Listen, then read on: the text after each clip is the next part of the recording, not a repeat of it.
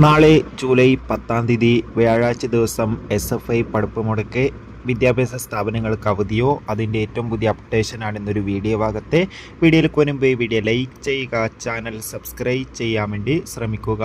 സംസ്ഥാനത്ത് ഇന്ന് ജൂലൈ 9-ാം തീയതി ബുധനാഴ്ച ദിവസം ദേശീയ പണിമുടക്കായിരുന്നു.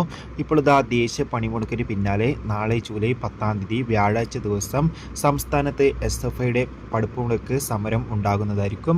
അതുകൊണ്ട് തന്നെ നാളെ കോളേജ് ഒപ്പം തന്നെ +2, 10, 9-ാം ക്ലാസ് വരെയുള്ള ക്ലാസ്സുകൾക്ക് നാളെ SFIയുടെ പഠിപ്പ് മുടക്കുണ്ടാകുന്നതായിരിക്കും.